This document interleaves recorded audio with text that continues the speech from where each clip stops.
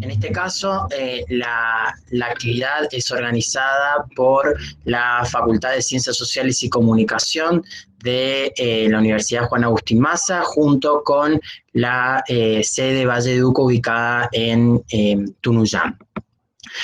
Luego de darles la bienvenida a todos y a todas, paso a presentarles a quienes van a ser nuestras expositoras en el día de hoy.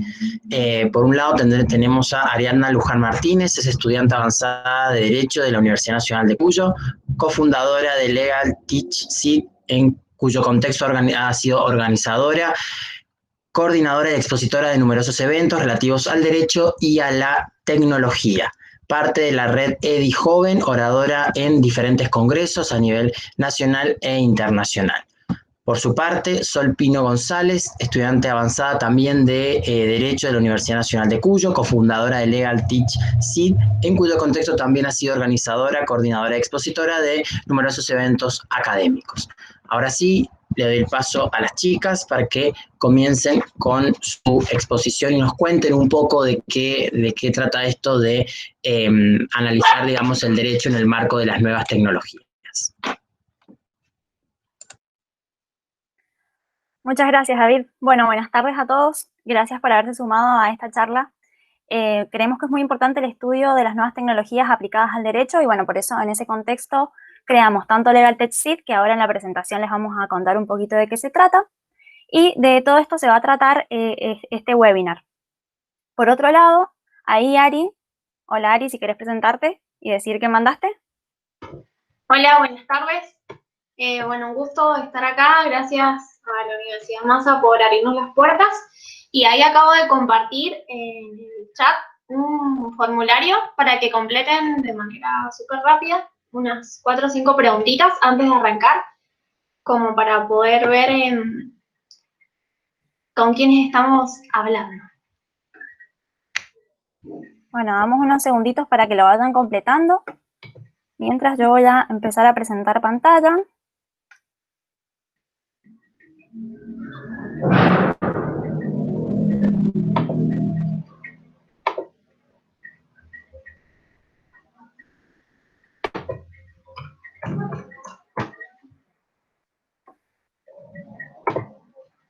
Ya está, Ari, cuando recibas respuestas del formulario arrancamos. Dale.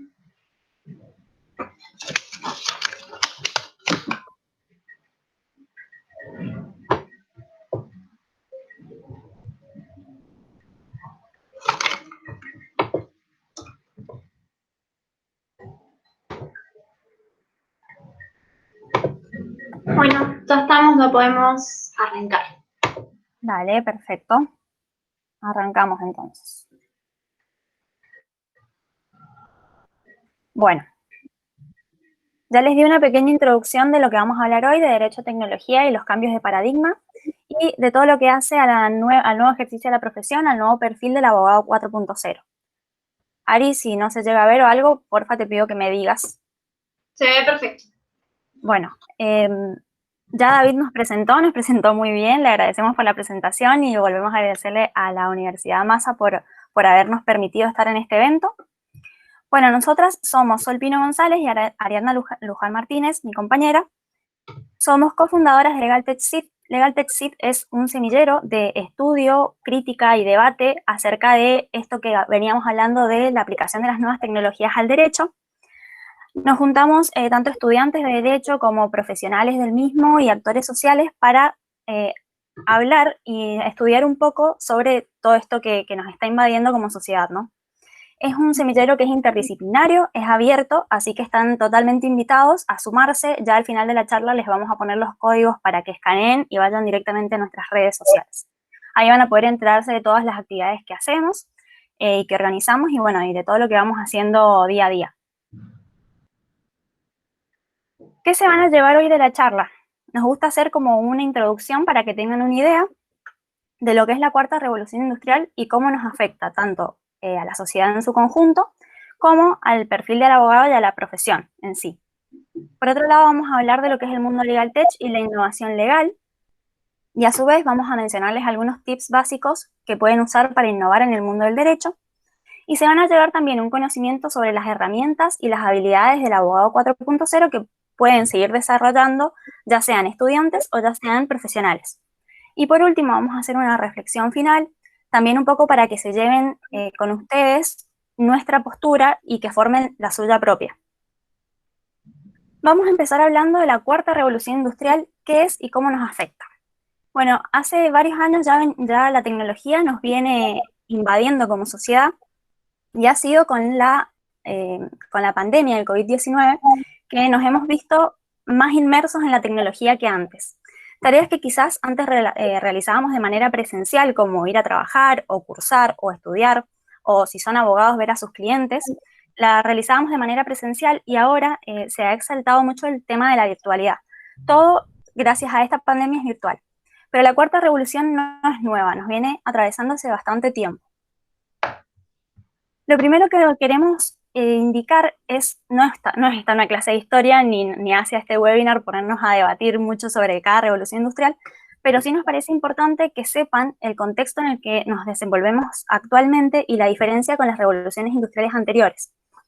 Por un lado tenemos la primera revolución industrial que dio lugar a la industria 1.0, en la cual se incorporó al trabajo la máquina de vapor, la energía hidráulica, la mecanización, lo cual significó un gran impacto en la sociedad de ese momento, sobre todo a los trabajadores que realizaban tareas de corte manual. La industria 2.0, por su lado, hizo hincapié en la producción en masa, lo que dio lugar a lo que hoy se conoce como la sociedad de consumo. Se empezó a dar en esta segunda revolución industrial. La tercera revolución industrial es la que se asemeja un poco más a la que estamos atravesando ahora, pero sin tener algunos elementos como son la digitalización y los productos inteligentes que sí tenemos en la industria 4.0. En la industria 3.0 se empezó a utilizar en los trabajos la automatización, la computación, el uso de las tecnologías de la información y la comunicación, que se exacerbaron más en esto que estamos atravesando en la actualidad, que es la industria 4.0, y que, como ven, al ser productos inteligentes, como pusimos acá, afecta de cierta manera, no en las más negativas, sino como impacta en los trabajadores que realizan tareas del tipo intelectual. Ya vamos a andar un poquito más en eso, en los tipos de tareas que realizamos como profesionales del derecho, etc. ¿Y cómo afecta a la sociedad en general la industria 4.0? Bueno, la afecta y mucho porque ha traído industrias como es la inteligencia artificial, de la mano de los algoritmos, los smart contracts, la blockchain, el Internet de las cosas, la robótica se ha mejorado mucho en estos últimos años, las cuestiones de los datos relativas a la Big Data y también temas relativos a la ciberseguridad que antes, en las revoluciones anteriores, no venían apareciendo y aparecen ahora. Para Andrés Gil Domínguez, la industria 4.0 está compuesta por 3 ingredientes que son principales y que funcionan de manera sincrónica. Por un lado está sucediendo algo que, como venía diciendo, no ha pasado en las revoluciones anteriores, que es esta recopilación de datos a gran escala, que nunca había pasado, y que necesita, a su vez, de algoritmos inteligentes que puedan procesarlos y que vayan no por encima, pero sí de una manera superior a la del cerebro humano. ¿Por qué? Porque nosotros con nuestro cerebro no podríamos procesar todos los datos que están en la Big Data, esta gran cantidad de datos que se generan por la tecnología. Y a su vez, una inteligencia artificial fuerte que sea capaz de aprender de sus entornos. Gracias a estos 3 ingredientes principales y a todas las industrias que venimos mencionando, el impacto de la sociedad es mucho, mucho más profundo del que se cree, porque además de estar viendo cómo la tecnología influye en nuestras vidas, también influye en nuestros derechos. ¿Por qué? Porque se da lugar a nuevos derechos que aparecen y que están en tratados de derechos humanos, como es el derecho a gozar de los avances de la tecnología y de los avances científicos. Entonces, esta cuarta revolución industrial nos afecta mucho más de lo que a veces pensamos.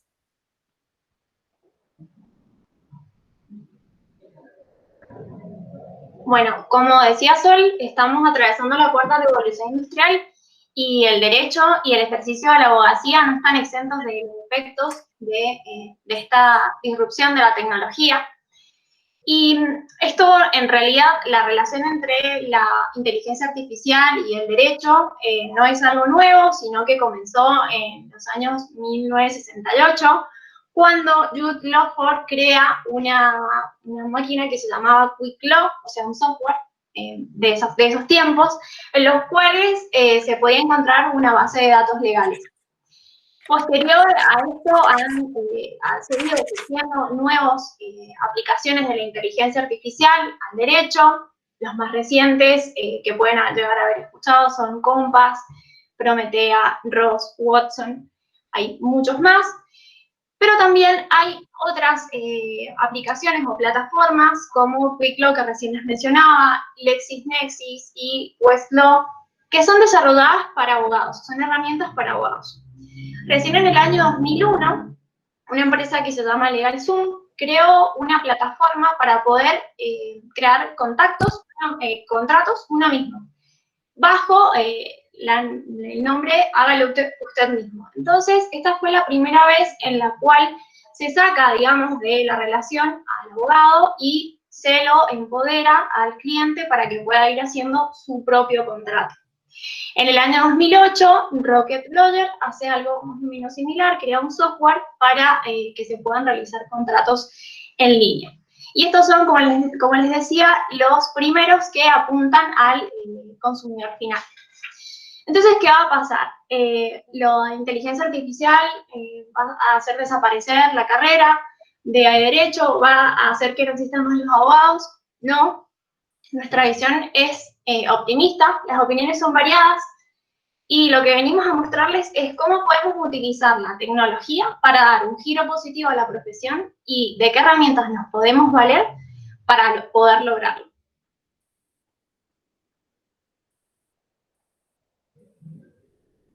Bueno, ahí me estaba fijando en las encuestas y veía, déjenme chequearlo, pero tenemos, respecto a LegalTech, el 60% no ha escuchado de qué se trata, así que bueno, vamos a hablar un poquito de esto, de qué es el mundo LegalTech y por qué le pusimos impulsor de la transformación digital. Haciendo un poco de historia, en 1979 se crea UBIC, que ahí lo van a poder ver seguro en la siguiente mina o en la otra, ahí está. Fue la primera terminal en el mundo que tenía un automarcador telefónico que conectaba con bases de datos sobre jurisprudencia y doctrina de Estados Unidos. Este fue el puntapié inicial y acá fue cuando se comenzó a hablar de lo que es hoy el LegalTech, aunque su concepto ha ido evolucionando. ¿Qué significa LegalTech? ¿O de qué hablamos cuando hablamos de LegalTech? Bueno, su concepto no es unívoco. Su uso más común se refiere a la utilización de las tecnologías para prestar servicios legales. Pero en el año 2010 esto cambia y comienza a denominarse también LegalTech al fenómeno de las startups que surgen en relación a la tecnología y al derecho. Y en el año 2016 se publica un informe de una universidad de Alemania y este informe básicamente establece que tenemos dentro de del LegalTech 3 categorías. Estas categorías son tecnologías habilitadoras. Esas tecnologías facilitan a la digitalización de los datos y de la información legal.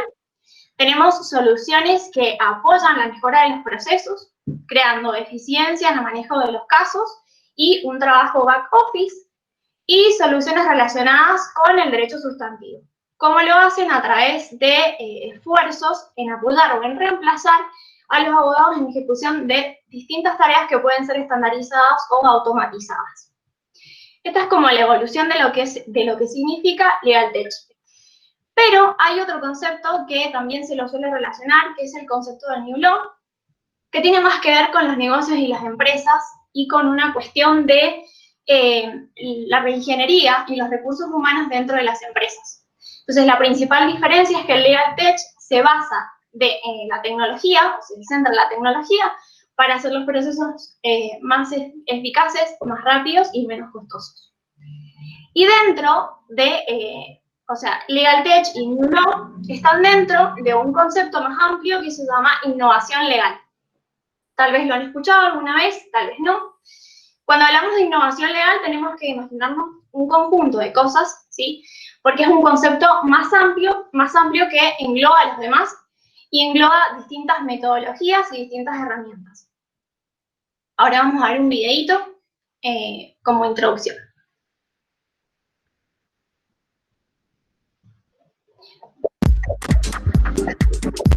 Innovación es hacer cualquier cosa de manera diferente. Yo creo que es muy necesario dentro de la práctica legal cambiar los paradigmas, cambiar la forma como prestamos los servicios, cambiar la forma como nos aproximamos al cliente, ¿no? Entonces, creo que ahí está el principal reto que tenemos los abogados. Probablemente es la segunda profesión más antigua de la humanidad y creo que en todo este tiempo no han habido cambios sustanciales en la práctica del derecho. Sin embargo, en el mundo hemos avanzado a una velocidad increíble, ¿no? En primer lugar, contar un poco cómo es que ha avanzado el mundo y cómo hemos llegado hasta ahora, cuál ha sido la evolución tecnológica, en particular desde el año 2007 hasta ahora, y contrastarlo con cómo no hemos cambiado en el mundo legal, ¿no? Para plantearlo como un reto de por qué es tan necesario generar una discusión en nuestro país sobre cómo innovar, cómo cambiar la forma de ver el derecho desde la universidad hasta el campo profesional, ¿no?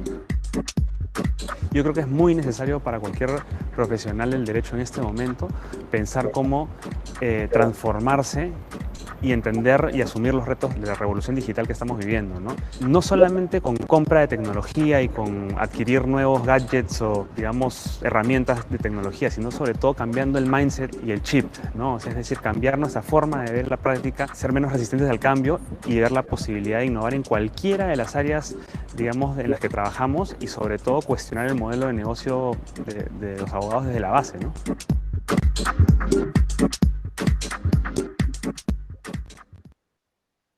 Bueno, ahí más o menos se resume. Antes de pasar a explicar un poquito más qué es innovación legal, queríamos mostrarles este mapa que es sobre los nichos de Legal Tech en Argentina, para que vean que hay varios, en comparación con otros países son pocos, pero estamos bastante bien.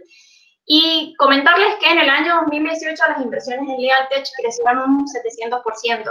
Entonces, más allá de que por allí no nos guste o no nos sintamos atraídos por determinadas áreas, como puede ser el derecho informático o el Legal Tech, es algo que está sucediendo y de lo cual tenemos que conocer sí o sí, porque los casos que van a empezar a llegar van a estar relacionados con todas estas tecnologías y el derecho. Bueno, ahora sí pasamos a hablar un poquito más de lo que es la innovación legal, y nosotros elegimos a un autor que se llama Daniel Martin Katz, que él establece 4 pilares de lo que es la innovación legal. Uno de ellos, el primero, es el conocimiento del derecho, creemos que es uno de los más importantes, y él también. Básicamente es conocer lo que es el derecho, conocer el derecho sustantivo en su profundidad y tener un buen manejo del derecho. Pero esto debe ir acompañado además de tecnología. Tecnología no quiere decir que me voy a poner a conocer sobre Machine Learning, me voy a poner a programar, sino ver dentro de mi esquema, de mi estudio, por ejemplo, si ya están ejerciendo o cuando lo vayan a hacer, los que todavía no se reciben, puedan detectar cuáles son aquellas áreas que pueden tener una área determinada de tecnología que se pueda automatizar o no, o que se le pueda aplicar tecnología para hacer más eficiente el proceso. El tercer pilar es el legal design, que vamos a hablar en un ratito un poco más profundo acerca de qué es esto, pero también es algo muy importante, que se trata de acercar al usuario a la justicia. Es decir, el usuario pasa a ser el centro de atención, pasa a ser lo importante, y todo lo que vamos a hacer, todo lo que vamos a desarrollar, va a ser en base a ese usuario, al justiciable. Me trato de poner en el lugar, empatizo, me fijo cómo vive el derecho o cómo vive la justicia de esa persona, y en base a eso desarrollo mi servicio o mi producto. Y el último es el delivery, que tiene que ver con un cambio del modelo de negocio y de la regulación de la profesión. Esto es aplicar, por ejemplo, el marketing al ámbito jurídico. Ahora les vamos a dar algunos consejos prácticos para poder aplicar innovación legal. Yo les voy a hablar de unos primeros y luego sobre de otros. Pero si yo quiero aplicar innovación legal en mi estudio jurídico, ¿qué debería hacer primero? Bueno, un mapeo del proceso. Detectar en mi estudio, en mis casos, a ver qué está pasando, quiénes son mis clientes frecuentes, qué necesidades tienen. En base a eso, identificar puntos de mejoras. ¿Qué puedo mejorar? El tercer paso, conocer las herramientas con las que cuento para mejorar, ¿sí? Esos puntos que detecté que se pueden mejorar. Realizar pruebas, testearlas y luego, si hay que hacer modificaciones, modificarlas, y en caso de que no, ya se pueden comenzar a desarrollar. Y todos estos pasos no pueden ir acompañados de un pensamiento encasillado o tal vez más orientado a lo tradicional, porque los problemas son nuevos. Como venimos viendo, los problemas problemas, volvemos a decir en sentido no negativo, que se nos presentan son nuevos para la sociedad. Entonces no podemos seguir pensando, estar encasillados en los pensamientos viejos porque no vamos a poder solucionar problemas nuevos con pensamientos viejos. Entonces, ¿qué tenemos que tener? Bueno, por un lado, pensamiento lateral. Seguramente han escuchado hablar de esto o pensar fuera de la caja.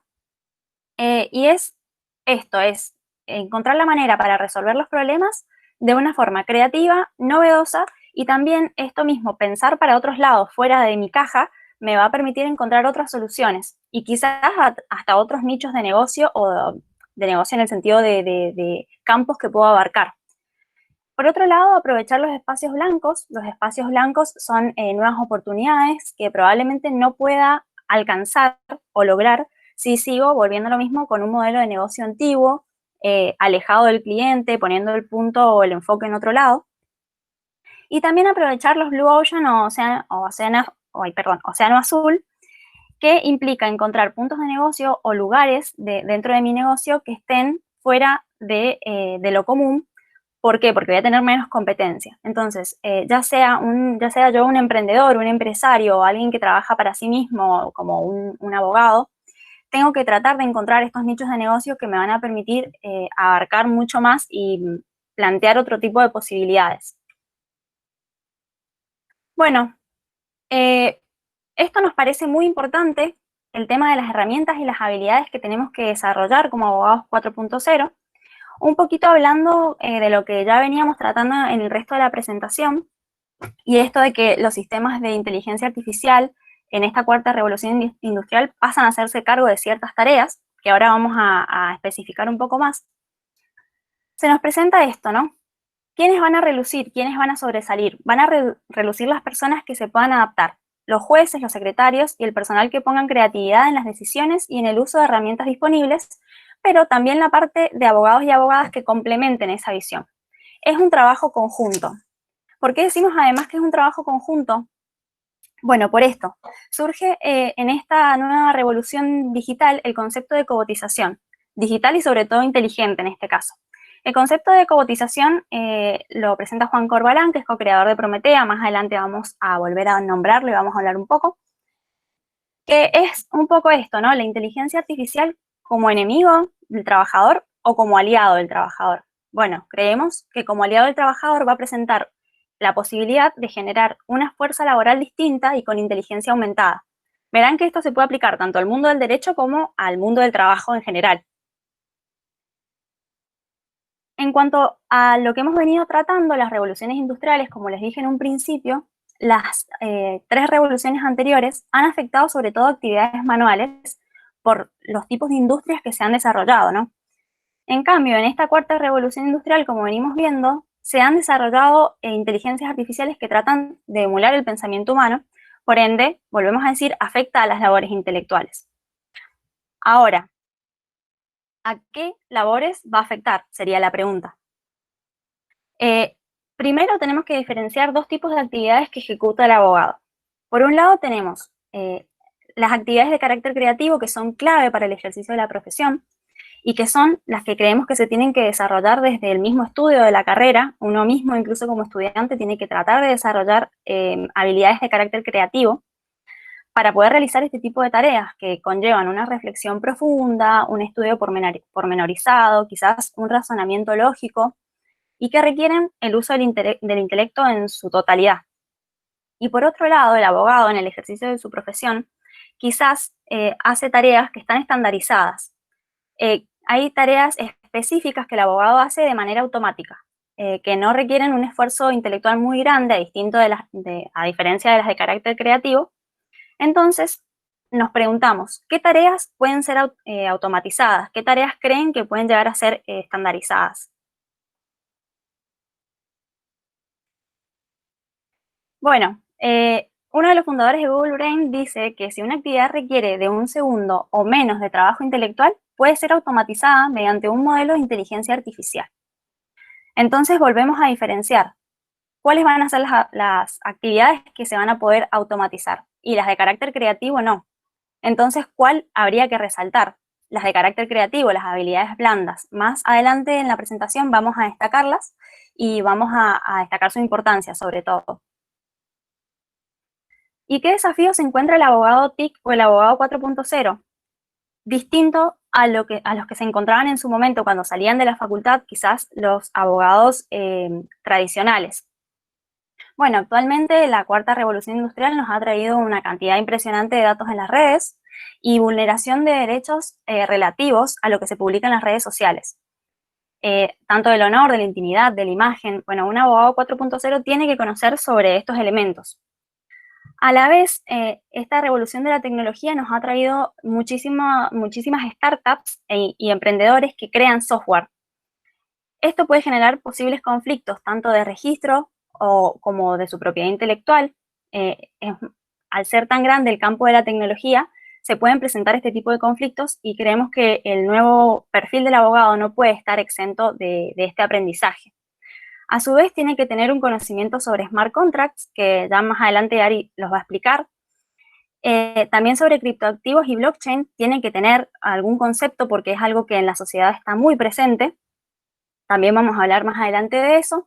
Y tiene que conocer algo muy importante, por más que no seas, incluso si no te vas a dedicar al derecho penal, tenés que conocer lo que son los delitos informáticos y las nuevas posibilidades delictivas que hay, gracias a la tecnología. Y también los temas relacionados a la ciberseguridad. Todos estos desafíos que se le presentan al nuevo abogado, a quien sale por estos años de la facultad, ¿cómo se pueden enfrentar? Bueno, ahora te vamos a contar las herramientas y las habilidades que necesitas para ser un abogado 4.0 y poder adaptar tu profesión a las nuevas tecnologías. ¿Vamos bien? ¿Alguna pregunta? ¿Algo? No veo el chat, Ari, perdón. Sí, no sé si han... En el chat no hay ninguna pregunta, así que yo creo que vamos bien. Si alguno tiene alguna, la pueden mandar. Y si no, cuando terminemos, abrimos preguntitas. Bueno, genial. Seguimos entonces. Bueno, esto es lo que nos parece crítico y fundamental de la presentación. ¿Cómo vamos a enfrentar todos estos desafíos que hemos estado presentando, no? Bueno, nosotras creemos que el abogado 4.0 va a necesitar dos tipos de habilidades, ambas muy importantes. Por un lado, las habilidades duras. No es que el abogado que salga ahora no va a tener que tener conocimiento del derecho. Todo lo contrario, va a tener que tener un conocimiento profundo del derecho. Eso no se lo van a sacar a la profesión, ni al plan de estudios, ni a nada. Pero no puede estar solito ya el conocimiento del derecho, sino que tiene que estar reforzado con otro tipo de herramientas que lo van a ayudar a adaptarse a las nuevas tecnologías. Ya las vamos a ir mencionando una por una, pero son más o menos la automatización de los contratos, que ya estuvimos hablando un poco de eso, la resolución de conflictos automatizadas y también lo referido a la mediación, va a tener que tener habilidades de mediación, lo relativo al análisis de datos en el mundo jurídico, el diseño legal, algún conocimiento de blockchain, algún conocimiento sobre neuroderechos, y la lista se amplía todos los días. Entonces, lo fundamental y que une todas estas herramientas es que el abogado tiene que estar 100% actualizado, tiene que estar siempre en constante capacitación. Si no, se va a quedar atrás. Lo que yo estudié hoy, quizás mañana ya se cambió o hay algo nuevo. Entonces, siempre tengo que estar en constante crecimiento y aprendizaje. Y esto tiene que estar reforzado por el talento emocional, que es lo que veníamos hablando que las máquinas no poseen.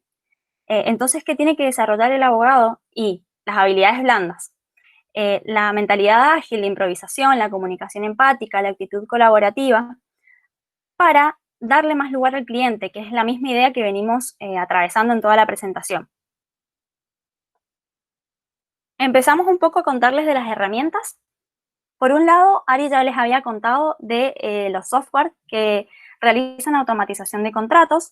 El usuario simplemente tiene que introducir datos sobre lo que quiere realizar el contrato y el software lo entrega ya realizado. Por supuesto, volvemos a lo mismo, no es que todos los contratos se van a poder automatizar, sino que son solo los contratos que son de carácter automático para el abogado, que no le requieren una reflexión ni un razonamiento jurídico. A su vez, la automatización, en conjunto con la innovación, que trae, por ejemplo, herramientas novedosas y disruptivas como la blockchain, que ya dijimos que vamos a hablar de eso un poquito más adelante, van a hacer que se baje el costo de las transacciones y que haya más efectividad. Entonces, los abogados, las tareas que antes, el tiempo que antes gastaban en realizar tareas que no le conllevaban un esfuerzo intelectual, lo van a poder usar para ampliar sus horizontes, para utilizar más su razonamiento legal en contratos que requieren un diseño o una reflexión específica. Por otro lado, está la resolución de conflictos automatizada o ODR, que también es una herramienta de la que creemos que se debe valer el abogado 4.0. Debe estar enterado de los temas referidos a la mediación y todo este tipo de resolución de conflictos. Vamos a contarles cómo surge las ODR, Online Dispute Resolution, o resolución de disputas online. Surgen en la plataforma de e-commerce eBay, que sus creadores crearon un software para resolver conflictos entre el consumidor y el vendedor. ¿Qué tipos de conflictos? Conflictos que llevados al litigio serían muchísimo más costosos para el consumidor. Entonces, ¿cómo es este procedimiento? La persona que tiene un conflicto lo selecciona entre una lista y se expresa un poco más acerca de del problema que él tiene, adjunta evidencia relativa a la situación, se le da traslado a la otra persona que tiene un plazo para responder y un agente artificial va a tomar una decisión, que ahora vamos a ahondar un poquito más en eso. Y esta misma plataforma o subplataforma dentro de la plataforma le comunica el resultado de las partes. Incluso algunas tienen herramientas para llevar a cabo la resolución, para ejecutarla. Pero ¿qué pasa con los agentes artificiales que toman decisiones? Bueno, hay que contar con una serie de prevenciones antes de confiar en los conflictos entre personas. Por un lado, es muy importante destacar que en nuestra legislación la concurrencia a este tipo de ODR, a este tipo de resolución de conflictos, es totalmente voluntaria. No se le puede imponer al consumidor un tipo de resolución que él no haya aceptado. Por otro lado, tenemos que asegurar que sea recurrible ante una persona humana, un juzgador humano, porque el agente artificial no puede tomar una decisión que no esté controlada por un humano, porque tenemos que conocer paso por paso cuáles fueron las herramientas que utilizó y los pasos que siguió el agente artificial para resolver ese conflicto. Y a su vez, relacionado con esto, el agente tiene que tener un diseño transparente y de código abierto, de código revisable, justamente para que el juzgador humano pueda acceder, ya sea a pedido de parte o de oficio, a este código para ver qué pasos se siguieron para tomar esta decisión. A su vez, y relacionado con lo que vamos a hablar más adelante de la blockchain, existen plataformas de protocolo abierto de justicia colaborativa, como es por ejemplo Kleros, en la cual hay juzgadores. Todo esto está sobre la blockchain, por lo cual es muy seguro y se utilizan smart contracts también para resolver este tipo de disputas. Y bueno, la decisión la toman juzgadores. Por otro lado, tenemos otra herramienta que es muy necesaria para el abogado 4.0, es el análisis de datos. El análisis de datos en el ámbito del derecho nace con ROS, que es un sistema de inteligencia artificial que les vamos a mostrar ahora, que surge utilizando el mismo sistema que Watson, creado por IBM. Watson es un sistema de inteligencia artificial que se hizo muy famoso por ganar un juego que se llamaba Jeopardy, que era sobre preguntas y respuestas. Como funcionaba tan bien el sistema de inteligencia artificial para eso, y a la vez para resolver esas preguntas y para responderlas, tenía que tener una serie de datos cargados que tenía que brindar después a la hora de responder, se aplicó al mundo del derecho. Les vamos a mostrar ahora el videíto de Ross. Ahí. Todd's an exceptional lawyer with tons of clients. Todd doesn't understand artificial intelligence and probably thinks machines could take over the world. But in an ever-changing legal market, he knows that he's got to remain competitive. But Todd's stuck in the mundane and repetitive task of legal research that's weighing him down with unbillable hours, and hardly any time to focus his time on what's most important, his clients. So Todd turned a new leaf and put his trust in artificial intelligence with Ross, his own personal artificially intelligent researcher. Ross has access to a vast legal database that effortlessly reads through and finds numerous answers for any legal question. You can ask Ross questions in natural language, the same way you would any other lawyer. Ross runs in the cloud, can be set up in seconds and literally takes just minutes to master. All you need is an internet connection. No more wasted time on training sessions and lessons. Ross gives Todd more time to focus on his clients, which has definitely changed Todd's opinion about artificial intelligence. So join Todd and hire Ross today. Purchase a subscription at rossintelligence.com. Let Ross help you accomplish more than you ever thought humanly possible. Bueno, el video de Ross nos gusta mucho porque es algo que muestran siempre a los estudiantes o los abogados interesados en lo que es la inteligencia artificial y cómo puede usarla para mejorar su trabajo. Y bueno, y como verán en el videito, esta herramienta facilitaría muchísimo la búsqueda de información y ayudan al profesional del derecho a encontrar orientaciones precisas sobre un tema específico en el que quizás no tenga años y años de especialización, pero tenga que asesorar a su cliente de igual manera. Entonces, también sirve para ahorrarle tiempo de investigación, pero, como vieron, Ross no resuelve los casos. Y ninguna de las herramientas posteriores a Ross, que hay varias, más modernas, quizás Ross tiene sus años, evitan el razonamiento jurídico que tiene que hacer el abogado, con sus componentes de persona, un razonamiento lógico, intelectual, con todos sus conocimientos del derecho, volviendo a las herramientas. Entonces le van a dar al abogado más tiempo para dedicarlo a su cliente y a resolver casos de mayor complejidad. No more, I wanna but I'm broken hearted.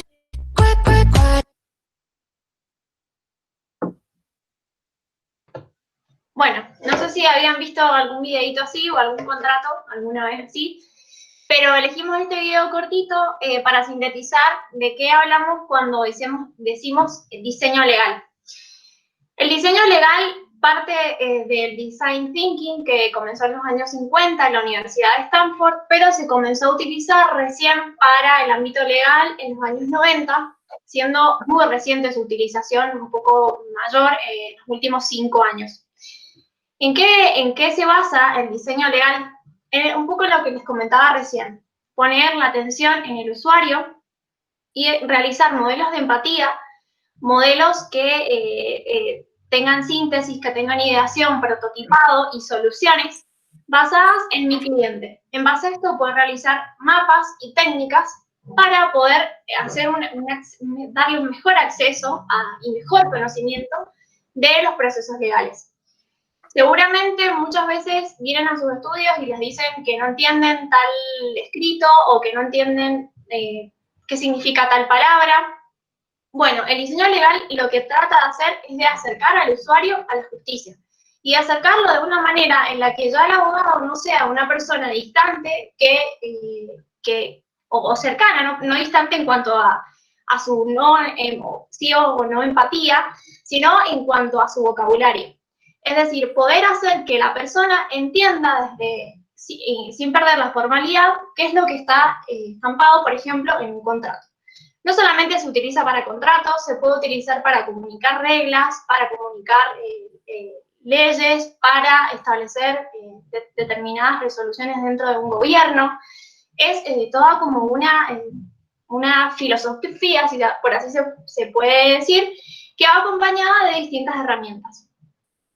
Ahora vamos a pasar y vamos a ver un videito. El Legal Design Thinking es una metodología que parte del Design Thinking. El Design Thinking comenzó en los años 50, aplicado al sector industrial, a la fabricación de productos. En los años 90 comenzó a aplicarse al sector de los servicios. Hoy podemos utilizarlo en la mejora de los servicios jurídicos. Es realmente usar el Design Thinking no solamente en las mejoras organizativas y demás, que es lo que ya se podía estar usando en el Design Thinking para servicios, sino aplicarlo claramente al sector jurídico, lo que implica, por ejemplo, la mejora de la redacción de los contratos o de las pólizas en el caso de las aseguradoras. Pues uno de los retos que tiene el responsable de cumplimiento normativo es la identificación de los riesgos. Los riesgos están en todas las esquinas de las organizaciones y, por tanto, es muy interesante el Design Thinking porque permite, de una forma amena y divertida, trabajar con el resto de responsables de las áreas de la empresa y buscar juntos dónde pueden existir esos riesgos para los que habrá que diseñar un plan. Además, el Design Thinking puede ser utilizado como metodología formativa, es decir, para educar en cumplimiento normativo y en responsabilidades distintas que recaen sobre los distintos miembros de la organización y formarles en cómo acatar o responder a las necesidades de ese plan de cumplimiento. En suma, el Legal Design Thinking es muy práctico y una nueva forma de proteger a la organización de los riesgos, formarla y divertirse. Realmente podemos decir que el Legal Design Thinking se trata de esto, ¿no? De despertar en cada uno de nosotros su poder creativo y resolutivo y aplicarlo a su día a día, ¿no? Que es totalmente posible y es solamente cuestión de curiosidad y entrenamiento. Bueno, tal cual lo dicen en este video, por ahí se escuchaba un poco bajito, pero lo que queríamos representar es esto, ¿no? Que es tratar de despertar el lado creativo del abogado y poder transmitir nuestros conocimientos de una manera que sea más empática y más cercana al usuario. Elegimos esta imagen que engloba lo que queremos representar, en donde el diseño legal es básicamente solucionar a través de la creatividad, poniendo el acento en las personas, combinando el diseño, la tecnología y el derecho. Entonces, por un lado, lo que hago es ayudar al Lego y ayudar al abogado, crear un mejor front-end y un back-end para el sistema legal y, a su vez, trabajar para mejoras pequeñas en un corto plazo y para grandes mejoras a largo plazo.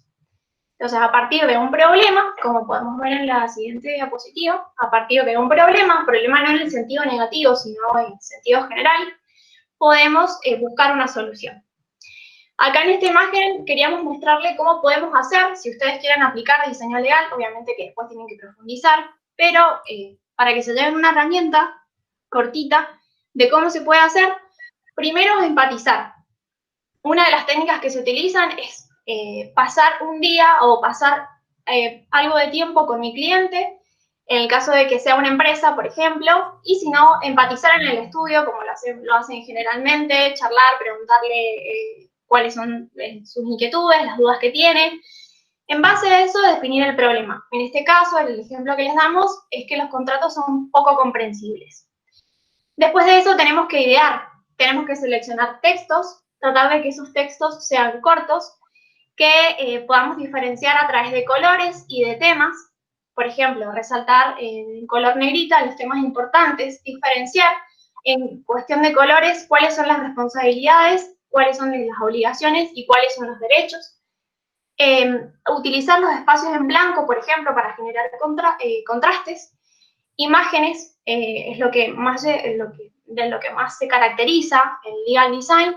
Y incluso hay abogados, hay uno muy famoso, que no recuerdo el nombre en este momento, que hace contratos con forma de historieta. Entonces, bueno, puede parecer una locura, pero están buenos y después los pueden googlear y seguro los van a encontrar. Una vez que se hace eso, se desarrolla un documento legal, se sintetiza, se hace el MVP, que es el producto mínimo viable, se testea y sale al mercado, digamos. Estos son algunos de los iconos que se utilizan, se los queríamos mostrar, y este es un modelo de cómo puede ser un contrato que tenga diseño legal. Pero lo que queríamos contarles fundamentalmente es que el pensamiento de diseño tiene un sesgo hacia la acción, hacia construir y hacia aprender. Esta no es la forma, por ahí, habitual de trabajar el derecho. Los abogados están acostumbrados a pensar y escribir, y por allí no tanto a crear o a tener que sacar esta parte del diseño, no es que vamos a tener que ser diseñadores, pero sí tratar de buscar esta parte creativa para poder acercarme al usuario y para poder mejorar la experiencia dentro del contexto jurídico. Y para esto es sumamente necesario algo que no hemos mencionado hasta este momento, que es la interdisciplinaridad. ¿Qué significa esto? Que el abogado que trabaja por sí solo, el abogado especialista en un determinado área, está buenísimo, pero es necesario que hoy en día trabaje en conjunto con otros actores sociales y con otras profesiones. ¿Por qué? Porque, por ejemplo, un abogado por allí no va a poder capacitarse y saber programar, pero sí es necesario que entienda conceptos básicos para poder asesorar a su cliente y, ¿por qué no?, poder asesorar a los programadores. ¿Sí? Las empresas, las grandes empresas de hoy en día son todas basadas en programadores. Entonces, si los programadores tienen errores, por ejemplo, al momento de diseñar un smart contract, o tienen errores al diseñar lo que sea que estén haciendo, un diseño web, el abogado tiene que entender y tiene que poder brindarle una solución. Y para eso tiene que saber conocimientos básicos, elementales, para poder asesorarlo. Porque si no van a venir y le van a decir, no, es que hice un smart contract y me voy a quedar así como, ¿un qué? Eso es lo que queremos plantear con esta charla. Sol, ¿me quieres pasar al lado? Bueno, otra de las tecnologías disruptivas de la cual no podíamos no hablar era la blockchain. Según vi en el formulario de blockchain, bueno, un 73% no sabe nada, así que bueno, vamos a tratar de sintetizar lo que es la blockchain. Se puede hablar un montón de esto. Voy a tratar de representarlo con una imagen gráfica. Si vamos a pensar en un tren que tiene muchos vagones, ¿sí? Estos vagones adentro tienen granos y yo no puedo mover ninguno de esos vagones, cambiarlos de posición, ni puedo sacarle granos a esos vagones, ¿sí? Eso sería como a grandes rasgos. Pero la blockchain en sí, si lo pasamos un poco lo vamos un poquito más técnico, es una gran base de datos donde quedan registradas operaciones que se llaman transacciones. ¿Qué son? Son aquellas que se realizan para agregar información a la blockchain. ¿Por qué les digo información? Porque no necesariamente tiene que tener un valor económico, como sería en el caso de Bitcoin o de otra criptomoneda, sino que puede ser información como un documento, un contrato u otras alternativas. Por eso les digo información.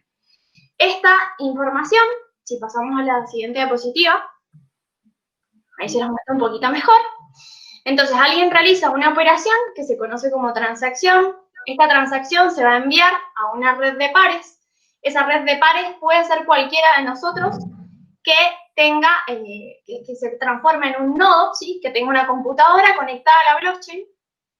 Esa red de nodos va a verificar que la transacción esté firmada y que el usuario tenga recursos para poder enviarla. Y una vez verificada, se combina con otras transacciones y se arma un bloque. Que este sería el vagón del tren, ¿sí? A este vagón del tren lo vamos a relacionar con algo que se llama hasheo o hash. Un hash es un código que se obtiene al procesar información a través de una función. Bueno, si lo digo así puede parecer chino, no es chino, lo traduzco, quiere decir como que yo le pongo una huella digital a ese vagón y cualquier cambio que yo realice dentro de ese vagón se va a ver reflejado en ese hash. Por eso es que se habla de la seguridad que tiene la blockchain, porque no se puede alterar, y si se altera, se ve reflejado. ¿Por qué nos interesa hablar de la blockchain y por qué nos afecta en el mundo del derecho? Bueno, porque se está utilizando para diferentes ámbitos que ahora les voy a mencionar. Pero quería comentarles y leerles esta pequeña frase que dice que la tecnología de blockchain se puede comparar a revoluciones recientes, como la del ordenador personal, Internet y el uso masivo de Internet. Que si Internet permite un intercambio descomunal de información, blockchain permite un intercambio directo del valor. Y es un cambio de paradigma a la puerta con idea de entrar. Esto desde hace algunos añitos atrás ya entró, ya la blockchain está en muchos lugares, y si pasamos a la siguiente diapositiva van a poder ver algunos de los ámbitos en los cuales se aplica. Tenemos smart contracts, también se utiliza para protección de la propiedad intelectual, subiendo documentos a la blockchain, criptomonedas, asegurar documentos y contratos, y también para la resolución de conflictos, como les mencionaba recién Sol. Tiene otros usos también en el ámbito público, por ejemplo, algunos como para mencionarles, tenemos el caso de Estonia, que lo usa para sus registros fiscales y empresariales. En Dubái se han trasladado todos sus documentos a una blockchain para terminar con el papel. En Australia las comunicaciones gubernamentales y la seguridad cibernética se hace sobre blockchain. Pero ahora vamos a hablar particularmente de los smart contracts.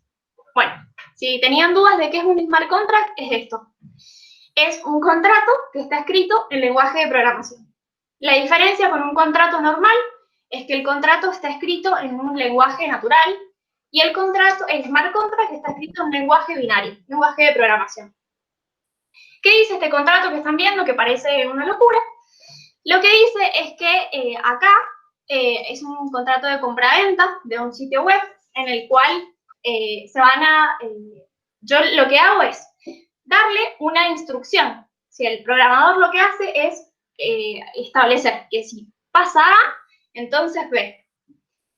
Este contrato dice que es un contrato de compra-venta que se desarrolla sobre la red Ethereum, que es como Bitcoin, para que se den una idea. Dice que la propiedad de este sitio web se va a transferir desde el vendedor al comprador el 1 de abril del 2014, siempre y cuando el comprador transfiera 500 unidades de la moneda virtual de Ethereum al vendedor. Entonces el contrato se va a ejecutar automáticamente y no hay lugar para interpretaciones. Hay una condición que dispara un evento. Ese evento está pactado entre dos agentes y cumplida la condición, la propiedad se transfiere. ¿Qué sucede con esto? Más allá de que no vamos a ser especialistas en smart contracts, tenemos que saber qué puede suceder. Por ejemplo, ¿qué pasa si el programador al desarrollar este smart contract se equivoca? ¿Qué pasa con las cláusulas abusivas? Entonces, son cuestiones que tenemos que conocer o al menos tener una idea de qué se trata, porque pueden empezar a afectarse derechos constitucionales. Por eso es tan importante.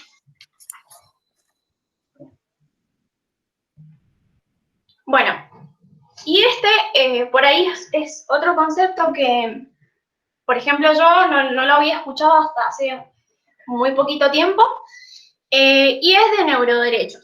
¿Qué son los neuroderechos? Vamos a tratar de hacerlo ameno, para no aburrirlos y para ir terminando con esto de cuáles son los conocimientos que tenemos que tener como un abogado 4.0.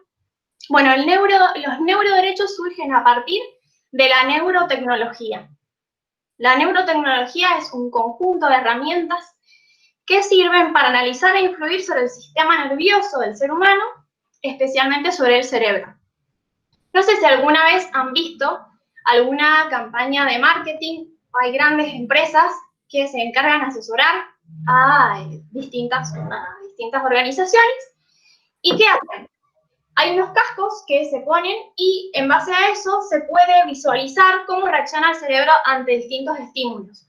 Por ejemplo, si muestra un vestido de un color o un vestido de otro color, si muestra un calzado determinado u otro, si ofrezco una promoción o no ofrezco una promoción. Entonces, en base a eso, es que Rafael Yuste, que es el director del Centro de Neurotecnología de la Universidad de Columbia, y a su vez el creador de Brain, propone la creación de 5 neuroderechos en base a la neurotecnología, que son estos que están viendo en la diapositiva. El primero es el derecho a la privacidad mental. Él dice que no deberían ser sacados del cerebro nuestros pensamientos sin el consentimiento del individuo y no se podrían utilizar en forma comercial. Parece un capítulo de Black Mirror, pero no, es la realidad. El derecho a la identidad personal. Cuando conectamos el cerebro con una interfaz inteligente, él dice que es posible que mientras más conectados a la red estemos, menos nosotros vamos a ser y se pueda dibujar la línea entre la conciencia de la persona y las entradas de la tecnología. El derecho al libre albedrío, que el individuo debe tener el control final de su propia toma de decisiones sin manipulación desconocida de neurotecnologías externas, y si se somete a alguna de estas tecnologías debe conocer cuáles son los efectos. El cuarto, el derecho al acceso equitativo al aumento de la neurocognición. No sé si han escuchado hablar de Neuralink, pero Neuralink es un proyecto de Elon Musk. Elon Musk ha creado este proyecto que es muy ambicioso, pero fundamentalmente lo que establece es un aumento en algún futuro de las capacidades neurocognitivas. Entonces, Rafael lo que dice es, Bueno, ¿qué va a pasar con los que no puedan acceder a esos beneficios? ¿Sí? ¿Va a ser un derecho humano o no va a ser un derecho humano? Bueno, cuestiones que hay que empezar a preguntarse. Y el derecho a la protección de los sesgos algorítmicos. Somos nosotros constantemente tratados por algoritmos y estos algoritmos pueden contener sesgos. El derecho a la protección de los sesgos es uno de los neuroderechos que también propone Rafael. Así que bueno, se los queríamos contar. Como cierre de toda esta parte de la charla, ¿qué es lo que queremos transmitirles? A ver, esto está pasando, no podemos negarlo, no podemos decir, no, no me gusta, no quiero saberlo. ¿Qué hacemos? ¿Sí? Algo tenemos que hacer, no nos podemos quedar quietos. Bueno, creemos nosotras que los efectos más disruptivos del momento se centran en este área, donde hay mucha demanda y los servicios jurídicos no alcanzan a satisfacerla. Entonces, las destrezas jurídicas van a seguir siendo necesarias en muchas áreas, pero a la vez vamos a necesitar, como decía Sol recién, de otras herramientas, como aquellas habilidades blandas que hemos ido nombrando y estas herramientas que les contábamos recién, para rehumanizar el derecho, para cambiar la estructura de la educación y para poder de esa manera crear un derecho que esté más cercano a la sociedad.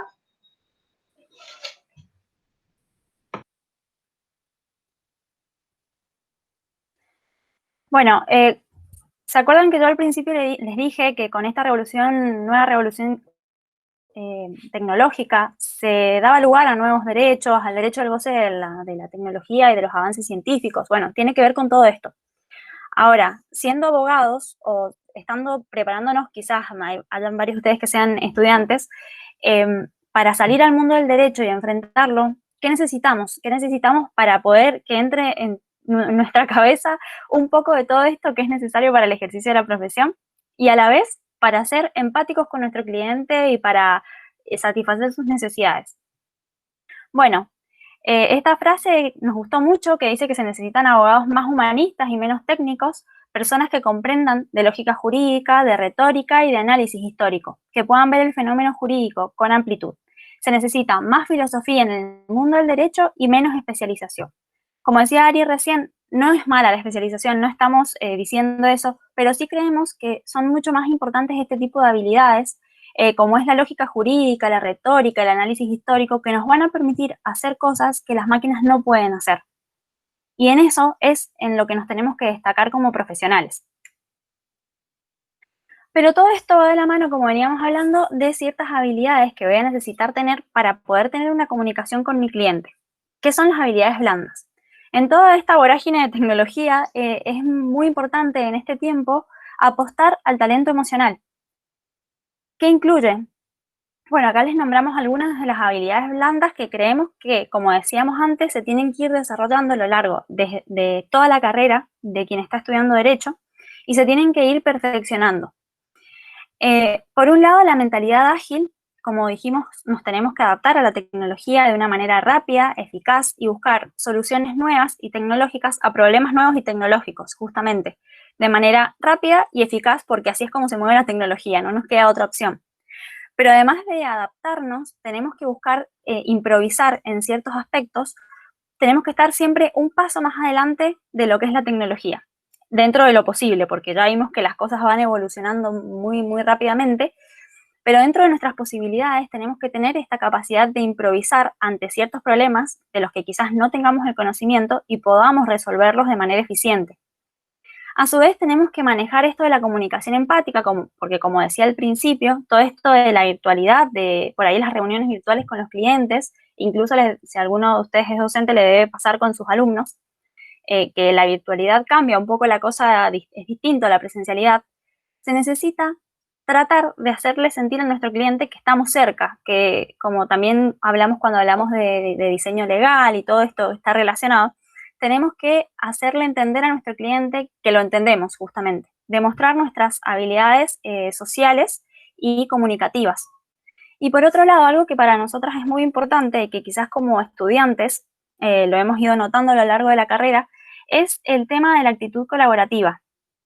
Si yo encontré en esta improvisación o en el uso de mi mentalidad ágil una solución que creo que le puede servir a mi, si soy estudiante, a mi compañero, o si soy ya abogado, a mi colega, tengo que compartir conocimientos. Creemos que ya la actitud de competencia o de guardarme el conocimiento para mí ya no le va a ser útil a nadie, porque la tecnología nos afecta a todos y creemos que ya no existe la posibilidad de atravesar estos cambios como individuos solos y aislados, sino todo lo contrario, tejer redes de colaboración para poder adaptarnos todos juntos. Y acá pusimos que la inteligencia emocional en cuestiones como la autoconciencia, la comunicación, la gestión de relaciones y conflictos, aparece como un elemento crítico e indispensable para desarrollar todas las habilidades que hemos destacado. Volviendo a lo mismo, las máquinas no tienen habilidad empática, no tienen habilidad de comunicación, haciéndole sentir al cliente que estoy en su lugar, que lo escucho, que lo entiendo, no tienen esa habilidad. Entonces creemos que lo que tenemos que desarrollar en el proceso de la carrera, y ya los abogados que vienen ejerciendo la profesión se tienen que adaptar a esto también, es la inteligencia emocional y la comunicación con el cliente.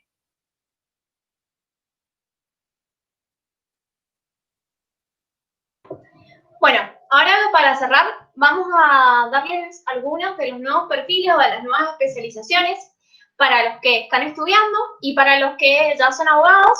Nunca es tarde, así que, bueno, si quieren, también les puede servir. De todas maneras, seguramente dentro de las otras herramientas también encuentran alguna que les pueda servir.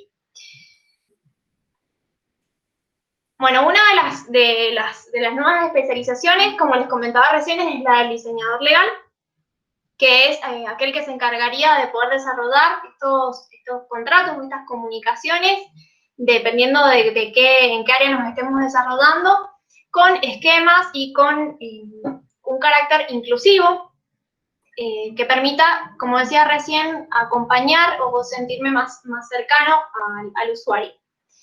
La segunda especialización es la del ingeniero legal. El ingeniero legal sería el centro de intersección entre el derecho y la tecnología. Va a tener conocimientos jurídicos, conocimientos técnicos y de programación informática. Son los responsables, por ejemplo, de convertir los contratos tradicionales en smart contracts. Luego tenemos la figura del Legal Project Manager, que es el Project Manager con conocimientos jurídicos, que va a tener cada vez más relevancia en los despachos de los abogados. ¿Qué va a hacer? Asegurar que el proyecto se lleve a cabo en el tiempo acordado y dentro del presupuesto pactado, pero a su vez tiene conocimiento de derecho. Tenemos también el Legal Operation Manager, que es aquel que va a tener conocimientos financieros y jurídicos, tiene una mentalidad un poco más abierta, ayudan a que el departamento legal obtenga el mayor rendimiento de su presupuesto y de los proveedores de los servicios legales y de la tecnología. El quinto es el analista de datos, y para mí es uno de los más importantes. El analista de datos básicamente es un científico de datos, un analista que está especializado en el ámbito jurídico. Para aquellos que nos queremos dedicar al derecho informático, como yo, como soy, trabajar de la mano de un analista de datos va a ser algo sumamente necesario, o convertirnos en uno de ellos también. Después tenemos también al gestor de contratos, que se encarga de todo lo que tiene que ver con la formación, la reevaluación, la negociación de los contratos. El Privacy Manager, que, bueno, como sabrán, hay muchas regulaciones recientes acerca de la privacidad, porque se dice que el nuevo petróleo son los datos. En base a eso hay muchos reglamentos para poder proteger los datos, y un especialista que conozca todos estos, o la gran mayoría de los regímenes y cómo se pueden adaptar a nuestros estudios o a las empresas en las que nos desempeñemos, va a ser muy importante. Como decía Sol al comienzo de la charla, el experto en ciberseguridad también, sobre todo ahora en pandemia, los ciberdelitos han aumentado de manera considerable, y conocer acerca de sistemas de supervisión y de consumidores y de seguridad va a ser algo sumamente importante. También expertos en tecnoética, que serían estos que se encargarían de reconocer cuáles son los sesgos que puede tener la inteligencia artificial, y trabajarían dentro de lo que es el desarrollo del machine learning y de la inteligencia artificial. Y por último, el Open Source Code Compliance, que sería el especialista de software y de derechos de uso y distribución de código abierto, que sí, porque quedaron dudas recién de lo que es el código abierto, es una línea de código a la cual se puede acceder y se puede supervisar, se puede ver cómo está programada y en base a eso, si es libre, se puede utilizar. Esas serían algunas de las especializaciones, pero hay muchas más. Si las buscan, seguramente van a encontrar. Y si no, también nos pueden preguntar. Pero si les gusta todo este área, es mucho lo que se puede abrir. Así que sin trabajo no nos vamos a quedar. Bueno, y también si quieren, además de preguntarnos a nosotras, profundizar en todas estas nuevas especializaciones, también hay mucha info. Obviamente que además nos pueden preguntar, pero es muy interesante porque culmina un poco con la discusión todo esto de si ya no va a ser más necesario el abogado o ya no va a encontrar lugar en el mercado. Por ahí, mostrando un poco lo que sí se puede hacer, se saca un poco la idea que vimos al principio de que la tecnología o la inteligencia artificial van a ocupar los lugares que ocupan hoy los trabajadores jurídicos. Entonces, para ir terminando, en el mundo que viene, ¿habrán abogados? Nosotras hemos sido muy claras en nuestra postura a lo largo de toda la presentación. Nuestra visión es totalmente optimista. Creemos que la profesión del abogado siempre va a ser necesaria. Se van a poder seguir desempeñando en las áreas que se venían desempeñando, pero va a ser muy importante para quienes estén por recibir o para quienes estén estudiando, como para los profesionales que ya ejerzan la profesión, aplicar todas estas herramientas que hemos estado hablando. Ya no puede haber profesionales que no sean empáticos o que no tengan una relación correcta con el cliente o que no hagan sentir al cliente cómodo. Creemos que lo que se viene ahora es una generación de abogados que sepa de tecnología inevitablemente, que conozca las herramientas de las que se puede valer y que conozca que tiene que ejercitar sus habilidades blandas. Nosotras como estudiantes, si acá, no sé, Ari, cómo salió la encuesta, pero supongo que deben haber varios estudiantes de Derecho que investiguen desde el principio de la carrera. Si a ustedes les interesa el derecho informático, esto es una opinión más que nada personal, seguramente Ari piensa como yo, investiguen desde el principio, salgan de la caja, como veníamos hablando. Quizás si no encuentran en la facultad un lugar o si no encuentran dónde ubicarse, investiguen por su lado, aprendan, sean autodidactas. Creemos que es muy importante esto y tener conocimiento sobre los aspectos de la tecnología para crear una generación de futuros abogados abocados a esto y con ciertas habilidades, y también, ¿por qué no?, para empoderar a los abogados que ya están ejerciendo la profesión e incentivarlos a que conozcan el mundo de las nuevas tecnologías, porque no va a ser otra cosa más que darle valor a su trabajo. Entonces, van a seguir habiendo abogados, diferente a lo que piensa acá Lionel Hotz, que el mundo sería maravilloso sin abogados. No creemos lo mismo. Creemos que van a seguir siendo necesarios, van a seguir saliendo abogados de las universidades y tienen que aprender a adaptarse a la nueva revolución tecnológica.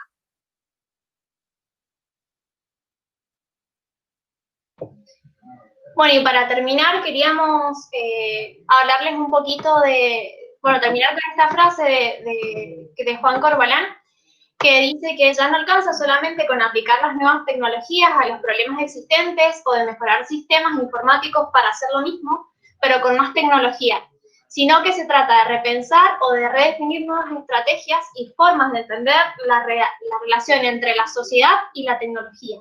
Nuevos tipos de especializaciones en el ámbito social que se asocian a actividades de ciencia y de innovación. Como decíamos recién, si nosotros no sabemos qué preguntar y cómo preguntar, es muy difícil que todos estos cambios se puedan establecer, se puedan dar.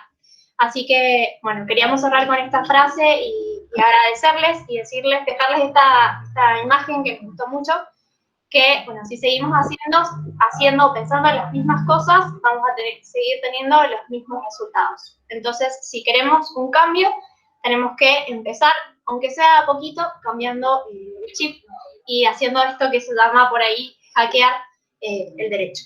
Así que, bueno, muchas gracias. Bueno, ahí, como les dijimos al principio, les dejamos nuestras redes sociales, nuestro Twitter y nuestro Instagram. Publicamos siempre cosas muy interesantes del derecho y la tecnología, noticias o cosas que encontramos. Así que les dejo un ratito para que puedan escanear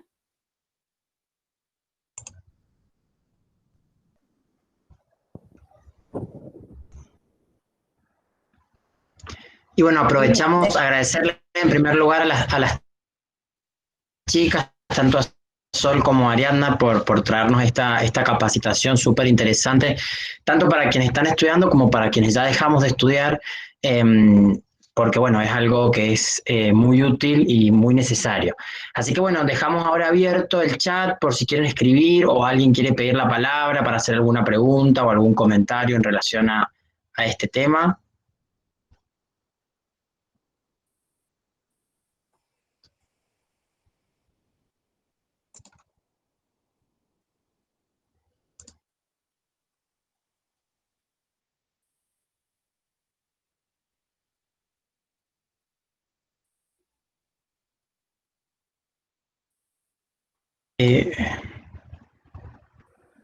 Ahí piden la Jonathan, palabra. sí, perfectamente.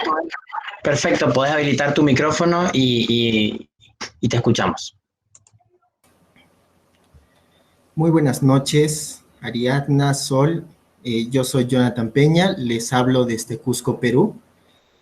Imagino que en Argentina ya es noche, si no me equivoco, acá todavía estamos en tardes. Bueno, en realidad les quiero igual felicitar por vuestra exposición. Yo también soy, bueno, un abogado y estudiante de Ciencias de la Comunicación, entusiasta en estos temas, que trato de abandonar siempre el derecho como una especie de religión y tratar de generar mayor interdisciplinaridad y transdisciplinaridad. Mi pregunta es la siguiente, y esto sí me gustaría ver, por favor, que quizá me podrían ayudar a poder resolver, es que si existe alguna diferencia o este último sintagma es, o me parece que ya es una relación que tiene muchos años y que me parece que Legal Tech es algo un poco novedoso, por así decirlo, innovador, y mi pregunta siempre radica eso, ¿existe una diferencia o tiene algún tipo de implicaciones entre estos dos sintagmas? Muchas gracias. Bueno, Jonathan, muchas gracias por las felicitaciones y gracias por escucharnos. Sí, bueno, cuando comencé a hablar del concepto de Legal Tech, viste que comentaba que la definición no es unívoca, que hay muchas opiniones, y por allí el derecho informático, la informática jurídica es algo un poco más antiguo, un concepto un poco más antiguo, y el Legal Tech, tal cual lo mencionaste vos, es un concepto más actual. Como que el derecho informático, la informática jurídica abarcaría todo esto, pero ha quedado un poco, digamos, en desuso. Igual depende también de qué autor leas y de qué lado te posiciones, pero más allá de eso, lo que queríamos plantear es, más allá de cuál sea el concepto que elijas, es lo que transmite o lo que está sucediendo, más allá de la discusión que pueda haber entre si tiene que ver o no, que sí tiene que ver, hay una relación, como una evolución del concepto, es, digamos, salirnos un poco de del pensamiento jurídico, de pensar, bueno, acerca del concepto y fijarnos qué nos propone. Así que sí, la respuesta es que sí tiene que ver. No sé, Sol, si quieres agregar algo más. Sí, y además agregar que las startups que se dedican a la innovación en el derecho se engloban bajo el término de Legal Tech. De hecho, el esquema que mostramos ahí en un momento sobre las Legal Tech en Argentina es justamente, se engloban bajo ese concepto. Entonces, yo particularmente creo que es más bien una cuestión conceptual que no sé si hace tanto a la tarea en sí, pero sí tiene que ver, y sí es cierto lo que dice Ari, que uno engloba al otro, quizás un género especie, pero más allá de eso, las startups se engloban en el término Legal Tech.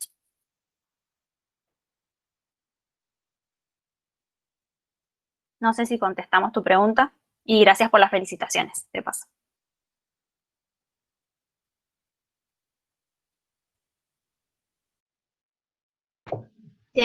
No sé, Sol, si ves, pero dice que gracias. Así que sí, creo que le hemos contestado. Yo quería hacer un comentario en relación a la ponencia. Estoy tratando de habilitar la cámara. Que tiene que ver un poco con, digamos, toda esta propuesta probablemente es muy interesante desde el punto de vista de que nos da herramientas para pensar las distintas ramas del derecho, ¿no? Probablemente ahí está. hace 10 años, 15 años, los que estudiaban abogacía seguramente, por dar un ejemplo, no tenían una materia vinculada a la mediación, ¿no? Que atraviesa a todas las ramas del derecho y que en realidad viene a ser como una herramienta. Bueno, me parece que toda esta área nueva del derecho también se viene, digamos, a instalar en los últimos años como una herramienta que, digamos, sin importar a qué área del derecho nos dediquemos, es muy útil y que probablemente en 10, 15 años ya esté incorporada en nuestros planes de estudio y en ese momento estamos hablando quizás de las herramientas. Pero bueno, me parece que eso es lo interesante, que no lo circunscribe al ámbito del derecho privado, del derecho público, del derecho local, del derecho internacional, sino que es una herramienta que nos permite pensar todas las ramas del derecho y bueno, que claramente hay que hurgar y conocer qué es lo que puede facilitarnos y en función a eso optimizar nuestros tiempos.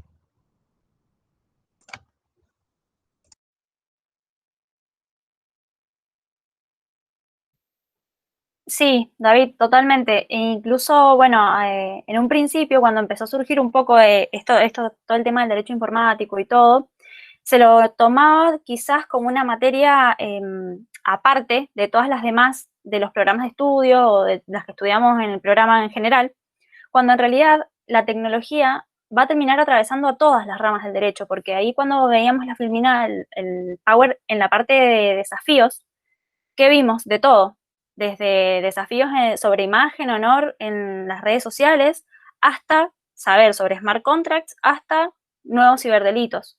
Entonces, creemos que es un tema de la tecnología que va a terminar afectando a todas las ramas y a su vez a todas las generaciones, siguiendo un poco con esto de lo que veníamos hablando en la presentación. Pero sí, totalmente, va a terminar afectando a todas las ramas y es lo que está pasando.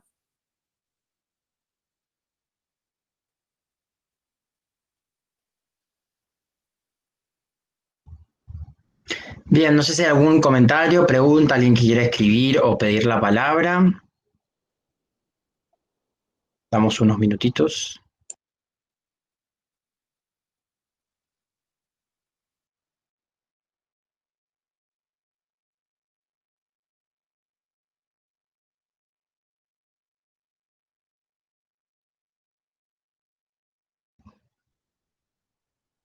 Bueno, al parecer no tenemos más comentarios. Bueno, de esta manera vamos cerrando esta jornada de capacitación.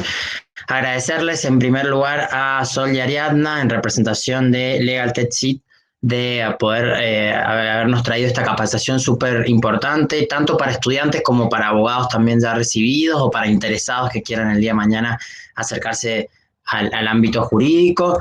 Agradecerles a todos y todas las participantes y bueno, que la idea, digamos, es por parte de la Universidad Juan Agustín Maza seguir brindando estos espacios que permitan profundizar más en estas nuevas herramientas para poder desempeñarse en el ámbito jurídico, ya sea público, privado, local, internacional o el que cada uno elija. Es una realidad que digamos, las herramientas que nos brinda la carrera de abogacía son muy amplias y las salidas laborales muy diversas y en ese marco de diversidad cuanto mayor cantidad de herramientas podamos tener, mucho mejor. Así que bueno, agradecerles nuevamente a todos los presentes y que bueno, que esperamos como universidad seguir, digamos, brindando estos espacios de capacitación y de innovación en las distintas áreas que tengan que ver, en este caso, con la abogacía y el ámbito. No sé si Ariadna, Sol, ¿quieren decir algo para finalizar? Agradecer, de mi parte agradecer y bueno, quedamos a disposición las dos para cualquier duda que les surja. Después probablemente puedan acceder de vuelta a la charla o si quieren acceder a las filminas se las pasamos o a las fuentes. Al final del Power están las fuentes, así que también les puede servir. Y bueno, que sigamos promoviendo estos espacios de educación digital, de relación, ¿no? Un poco entre lo que es el derecho, la tecnología y cómo atraviesa la vida de todos. Así que muchas gracias. Yo por mi parte lo mismo, y lo otro que quería agregar a lo que dijo Ari es que espero que de esta charla se lleven herramientas para repensar sus profesiones y sus carreras, si están, ya sea si están en una de grado, una de posgrado, si ya están ejerciendo, lo que sea que estén haciendo, que se lleven herramientas para repensar qué les falta, para incluir y darle valor a lo que hacen, como hemos venido hablando. Y bueno, agradecerles por quedarse. Gracias. Bueno, agradecimientos por parte de algunos participantes ahí en el chat. Muchas gracias nuevamente para Ariadna y para Sol. Y bueno, esperamos nuevamente encontrarnos en otra capacitación, quizás el próximo año en forma presencial, ojalá, o si no virtual también. Aquellos interesados en esta nueva herramienta del mundo del derecho. Muchas gracias a todos y a todas y que tengan muy buenas tardes. Gracias, hasta luego. Gracias.